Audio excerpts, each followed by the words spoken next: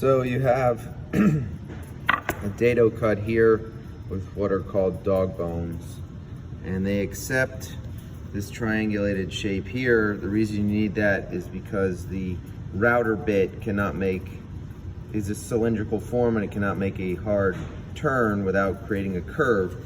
And then this is a very hard 90-degree edge.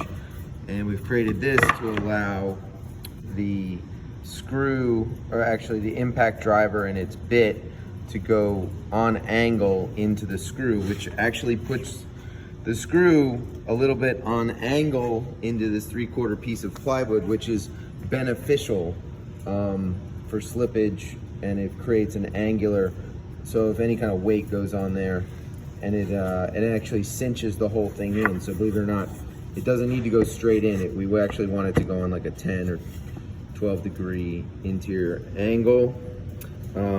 If you slot that in and push it to the back, you can see that it's super smooth. Now these are ready to accept what's called edge banding, but then you take that screw and you drop it in, and you have very little, and it will peg exactly to there, and you have just tiny little gaps there, but they're on the inside of it. This is the inside of a cabinet folded up or opened up. Here we have a similar situation where we have the dog bones and then the accepting. They have slight curves, but so there's a little bit of movement, but not much. Actually, there's not really supposed to be a whole lot of movement because the straight edge lines up with the exact start of each one of these curves.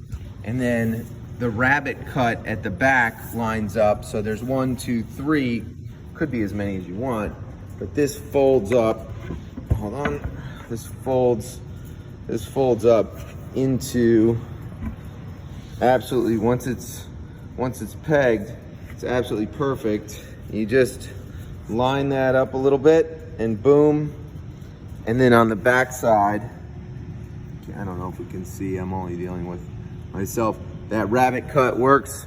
And then here on the bottom portion, that goes in, and then you just screw. This is like the bottom of a cabinet.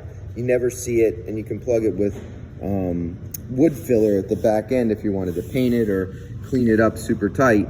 But that will accept 2 screws or 1. You know, we usually only use 1 in the front, 2 in the middle, and 1 in the back. But you have a little room to play, so if you mess up a little bit, which it doesn't really do that, but honestly, a 1/2 millimeter makes a difference in this game. So that's how that works, and then you